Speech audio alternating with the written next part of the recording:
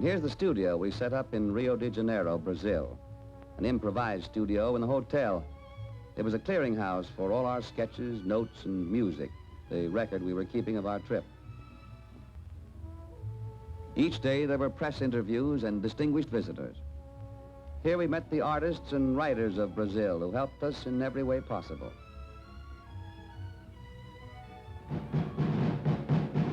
We were lucky to be on hand for Brazil's Independence Day parade, September the 7th.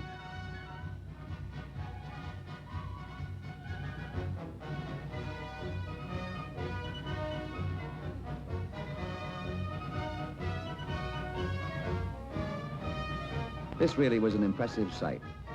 All day long they marched, every branch of the armed forces. Passing in review before President Vargas were naval cadets, infantry, cavalry, men of the Air Force, artillery, and modern mechanized units.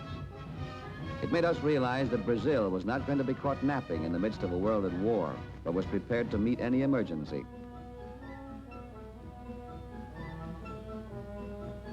At the stadium, we heard the children of Rio, 30,000 of them, singing patriotic songs. And leading this enthusiastic chorus was Dr. Heitor Villa-Lobos, one of Brazil's outstanding composers. The famous musician devotes much of his time to the musical education of the Brazilian children, and his efforts have been highly successful. Every day we roamed the city streets, sketching and studying Rio. Street scenes, sidewalk cafes, even the intricate designs of the sidewalks themselves. This trolley took us up 2,400 feet to the summit of Corcovado with its famous statue of the Christus. The tracks wind through dense woods as they climb to the giant statue over 100 feet tall. Illuminated at night, it can be seen 20 miles at sea.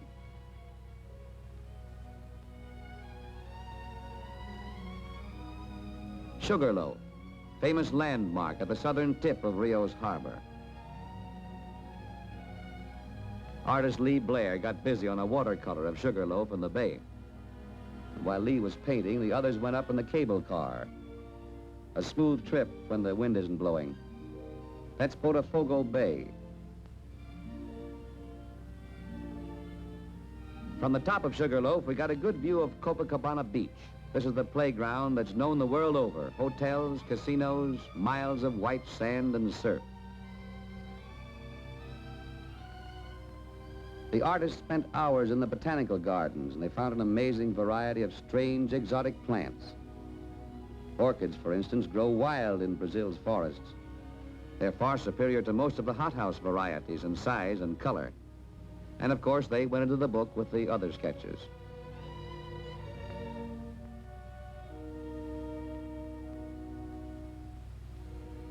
The Victoria Regina, a giant water lily, is found along the Amazon. Each blossom is a bouquet in itself. We ran across strange trees whose roots formed designs above ground, just the type of thing the artists were looking for.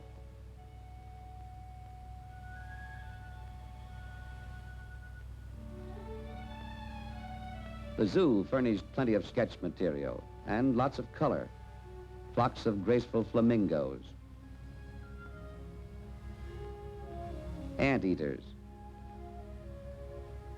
and the tapir, a shy, timid creature who didn't seem to enjoy posing. A Brazilian wallflower. Day by day, the drawings piled up, from the zoos, the parks, the city streets, and the beaches. The many friends we made here contributed books, pictures, and charts of all things Brazilian that led to many cartoon ideas. The little armadillo or tattoo looked like good picture material. His heavy armor plate and cute expression made him a real find. A perfect cartoon pal for Pluto the pup.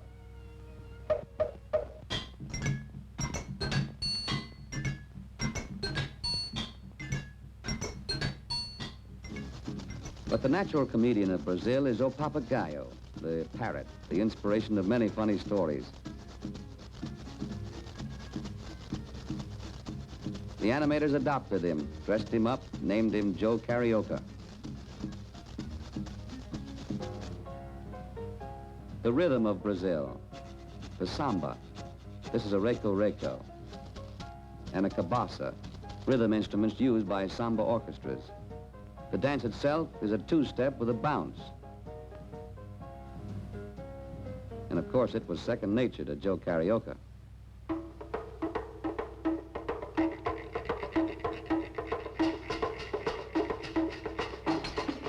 One of his first jobs on the screen was to teach it to Donald Duck.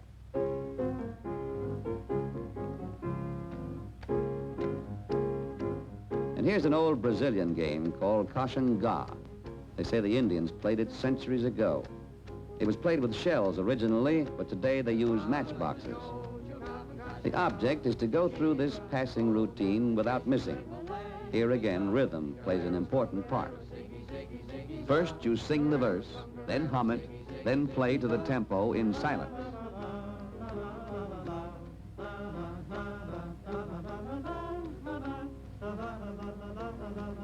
It may look simple to Donald, but it's a fast game when you get going.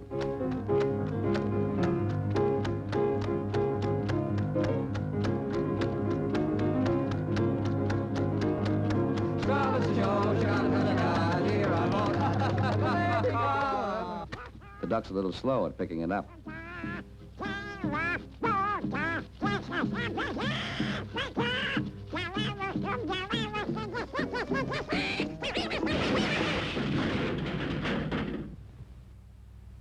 Yes, we're packing up. Much as we enjoyed our stay, there were a lot more countries to be seen, and time was short. All our sketches, notes, and impressions of Brazil were gathered up, and we were on our way. Down the coast from Rio, past Sao Paulo, Porto Alegre, and then to Montevideo, capital of Uruguay. This is Montevideo's harbor, where the Rio Plata meets the Atlantic. It was just outside of this harbor that the historic naval battle was fought in 1939, resulting in the destruction of Germany's Graf Spee. In contrast to warlike thoughts was this peaceful scene of a group of fishermen trying their luck along the waterfront. Our general impression was that people here get a lot of fun out of living. This impression grew as we saw Carrasco, Pocitos, Solis, Punta del Este, and a dozen other fine beach resorts. Everything here seemed designed to make life more pleasant. Montevideo's mild weather, its protected harbor, and long summer season make it an ideal location for all water sports. There are many clubs here devoted to swimming, rowing, and sailing. The modern white structure in the background is the Uruguayo, one of the large yacht clubs.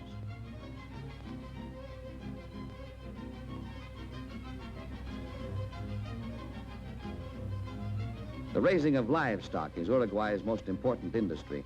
The finest breeds of sheep, cattle, and hogs are raised here on the flat prairie lands.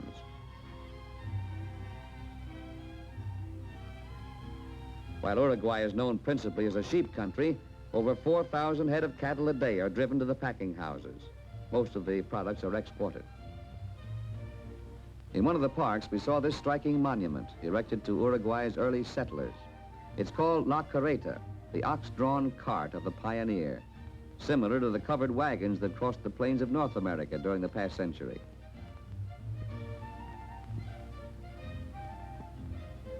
At the port of Colonia, the city's children gave Walt a rousing reception. School was closed for the day in honor of Mickey Mouse and Donald Duck.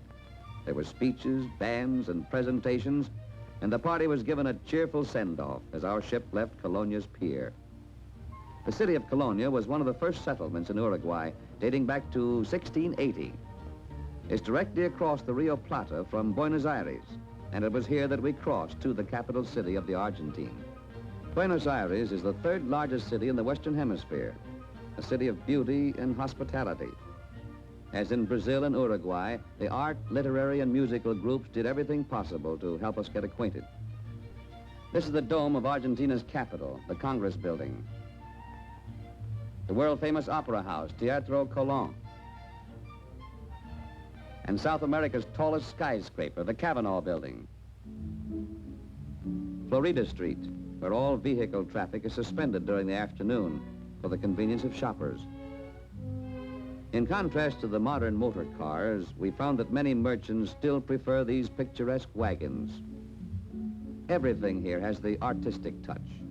Even the vegetable man turns his cart into a miniature art gallery.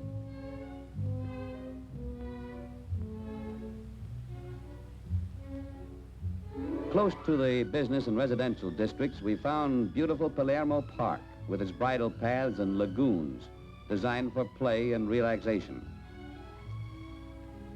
Sports play an important part here. Football's considered the national game. And the famous polo teams of the Argentine have won many international matches.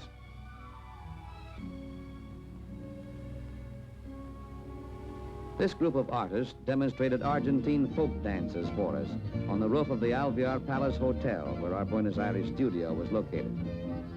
They were directed by Professor Chazareta, an authority on music and dances of the Argentine.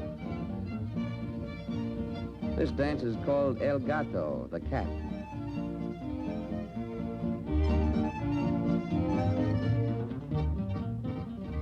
Another version of El Gato.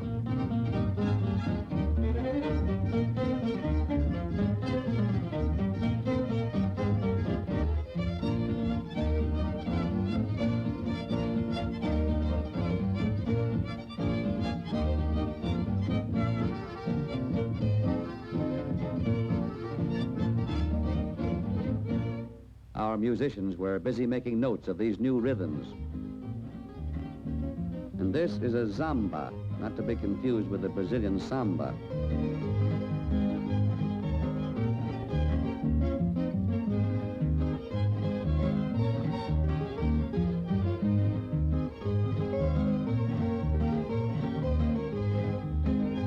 Everyone agreed that this was the perfect type of research, entertaining as well as instructive. And we learned a lot more about the Argentine from Senor F. Molina Campos, famous artist and authority on the gaucho, the Argentine cowboy. At the studio on his ranch, he showed us hundreds of sketches of the Pampas and its colorful people and gauchos in action. Senor Campos's pictures and stories made us anxious to see these gauchos in person, driving herds of cattle across the plains.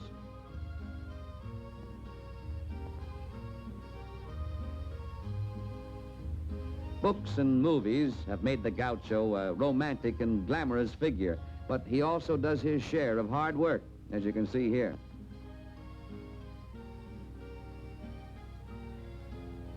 On the Pampas, a wild horse is really wild, and roping one is no picnic.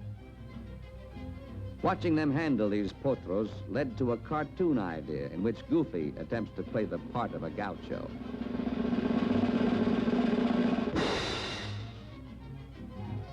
Yes, a gaucho's life is a strenuous business. This exhibition of bronco busting was responsible for the creation of a new cartoon character, Little Gauchito, a boy of the Pampas, and Burrito, his remarkable donkey.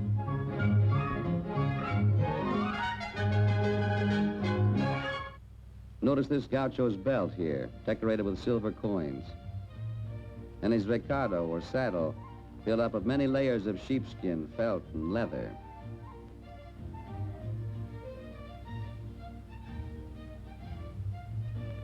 Out on the Pampas, we were treated to a real asado, where whole sides of beef, lamb, and pork are roasted over charcoal fires and served in the open.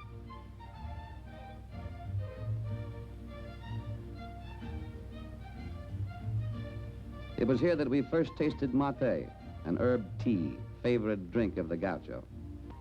Argentina is not all open grazing country. Pastoral scenes such as this are found in many parts of the Pampas. This is El Carmen, a beautiful estancia near Buenos Aires, where many more color sketches were added to the collection. The artist never ran out of subject matter.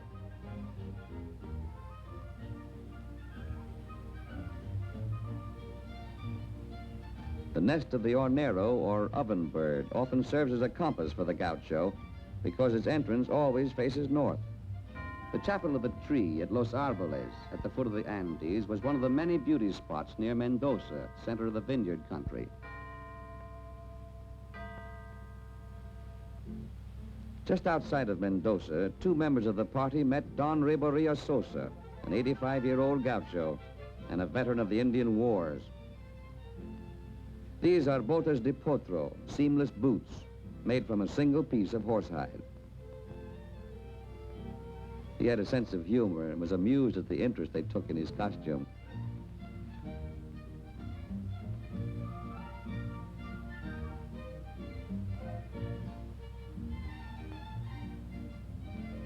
Don Riborillo's sombrero was quite unusual. It was made of hand-pressed felt, and this particular style was worn by the gauchos several generations ago. The guanaco is found in this western country in the foothills of the Andes. He's related to the llama family, and his hide is used for rugs and clothing. At the San Martin Zoo in Mendoza, we found these Patagonian rabbits from the southern part of Argentina. They're a little shy, but easily tamed. In among these domestic waterfowl, we picked out a few strangers, like this TUU, or stonehead, from Brazil. And a pelican who began showing off when he saw the camera. Here's a spoonbill. And a teru-teru, a popular pet. These and dozens of others were added to our store of Argentine material. And once again, the group was on its way. Leaving Mendoza and flying westward to Santiago, Chile, we all had an opportunity to see what the Andes looked like at 18,000 feet.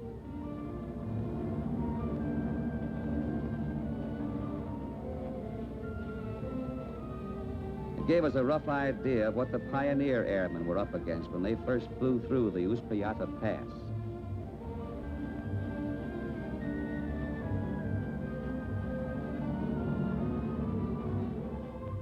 Today, we sit back in solid comfort, sniff oxygen from a tube, and fly past peaks like Aconcagua, 23,000 feet, highest in the Western Hemisphere. But the high altitude didn't slow up the artists. Let's see what you've got there, Herb.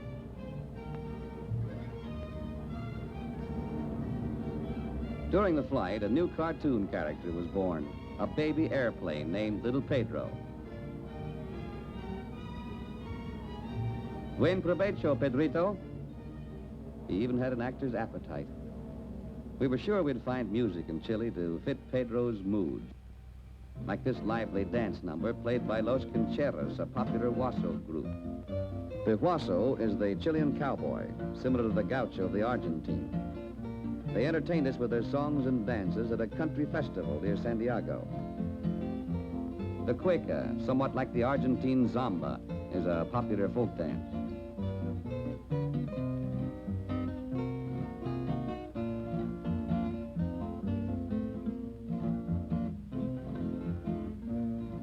The Huaso's hip boots and tight-fitting trousers were in contrast to the gaucho's clothes, but we found quite a resemblance between the traditional dances of both countries.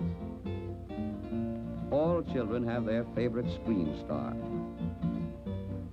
And here in Chile, it happened to be Pluto the pup.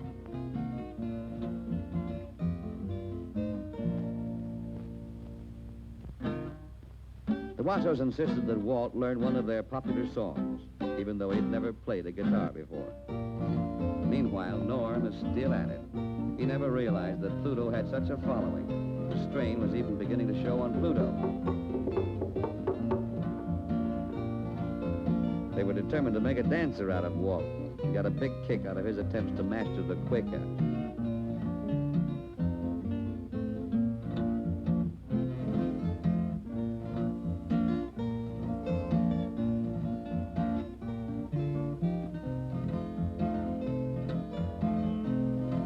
Exhibition dancing was something new for Walt, but they assured him it wasn't bad for the first lesson. By this time, Norm was wishing he'd learned to draw with both hands, but he really got off lightly. Look what it did to Pluto. Brazil, Uruguay, Argentina, Chile. Our collection of sketches and music grew steadily as we flew north to Bolivia, land of the Incas. La Paz, the capital, high in the Andes, center of Bolivia's history. Vivid colors were the first impressions we got of the marketplaces. The music of Bolivia is as individual as its costumes. The original designs of these handmade garments fascinated the girls of our party. Bolivian babies travel in the rumble seat.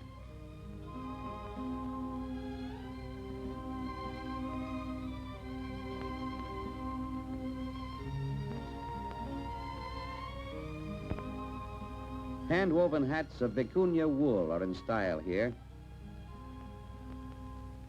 especially those that protect the ears.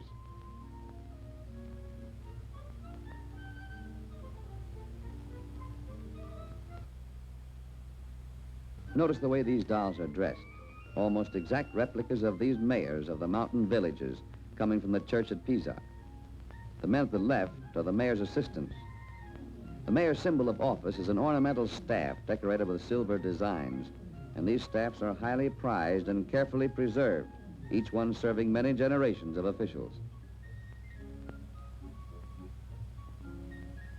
The proud, haughty-looking llama, or llama, is used all through these mountains to carry small burdens, but you can't overload a llama. If you try it, he'll just calmly sit down and wait until the load is lightened or removed. It didn't take the artist long to recognize the llama's screen value. Its haughty attitude and graceful motion seem to blend with the local music, and so another screen character is born.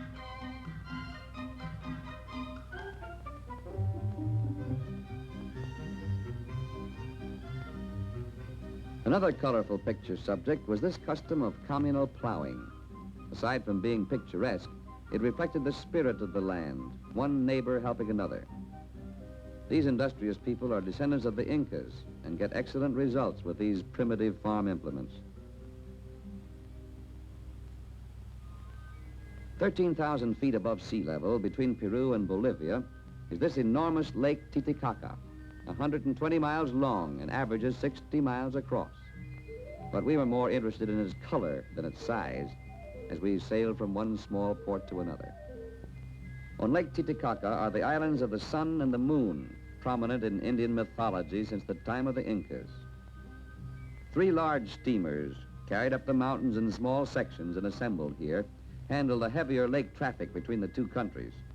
But we preferred the sailboats for our sightseeing trips.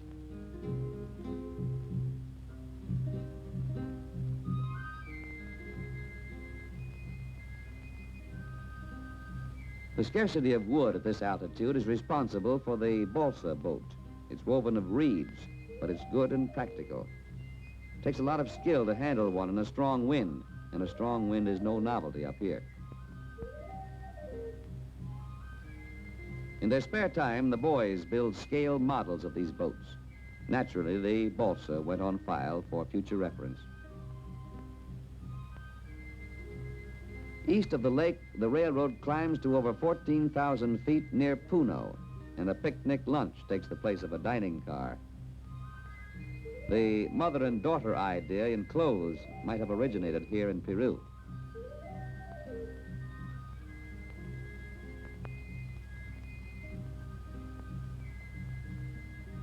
These little fellows work in pairs, without a driver. He seems worried about his partner.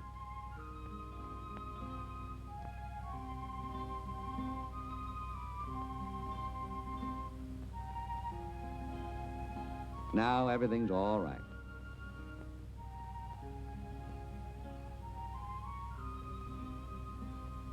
Cuzco, with its huge cathedral, is surrounded by ruins of the ancient Inca civilizations. Here we collected more colorful textiles woven in traditional patterns. And as usual, the marketplace was the center of interest. So far, we hadn't found one country where kids didn't like ice cream.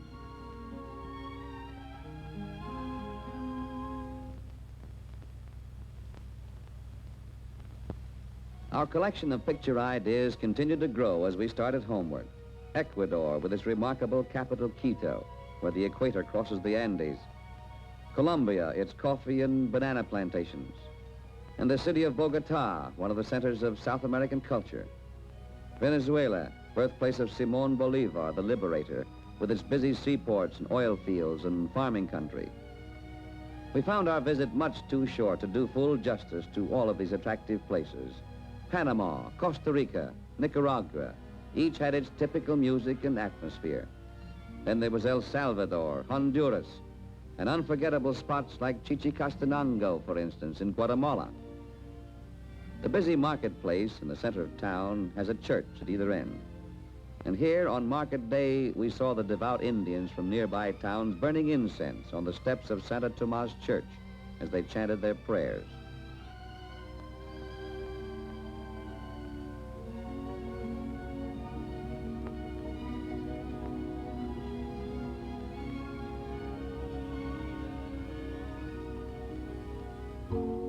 Guatemala is the land of the marimba, and its music is heard even in the marketplaces.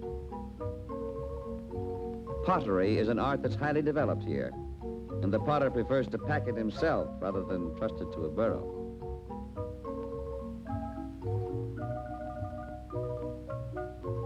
It seemed to us that the folks here went about their daily work to the rhythm of the marimba.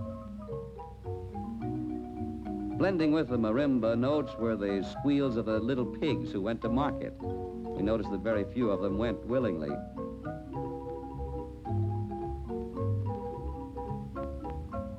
The artists found much of the gaiety and color of the country expressed by its children and its music. Guatemala is noted for its coffee, but corn is one of the main food products sold in the markets. Plain everyday food is displayed artistically. We saw hundreds of these little dolls, all miniatures of types found in Guatemala. Some no larger than your thumbnail, but remarkable for their color and detail.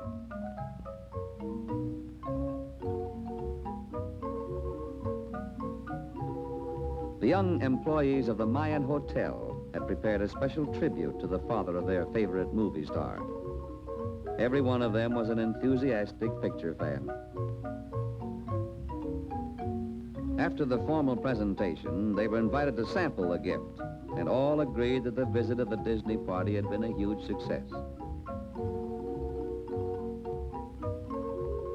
And we agreed with them when we considered the valuable picture ideas that Chichicastenango had given us.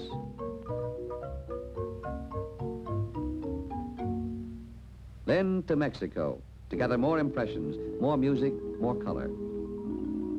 Close to Mexico's capital are the floating gardens of Xochimilco, a perfect setting for music and romance. Boats decorated with flowers.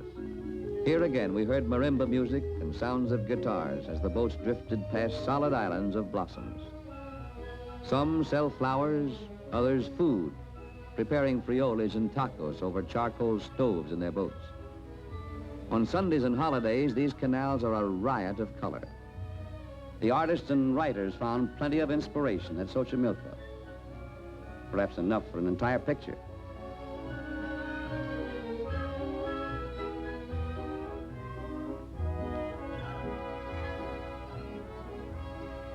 And then we met the charros, the gentlemen riders of Mexico. These business and professional men ride to their charro clubs on Sunday dressed in the costumes of old Mexico. Here they preserve the traditions of Mexico in sports and feats of horsemanship. The charros may well be proud of their handsome and well-trained horses.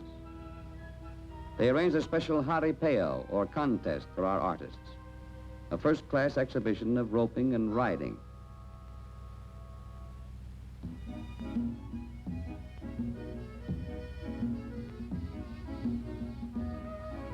Not all of Mexico's fine art is found in its museums.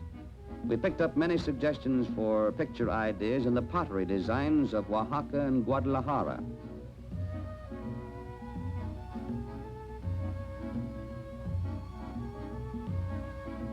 In every part of Mexico, we found new picture material, like these flower designs suggesting the lace headdress of Tehuantepec.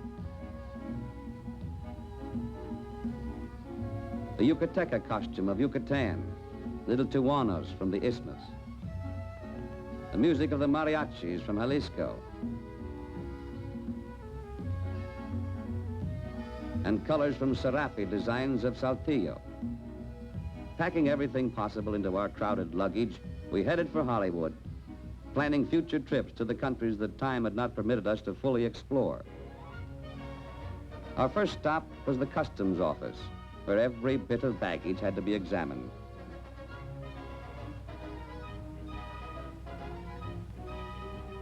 We'd been through this so often we didn't mind, but the poor customs officials were really in for something. It was perhaps the first time in history that any one officer had faced such an accumulation of sketches, music, souvenirs, costumes, and miscellaneous odds and ends from Latin America.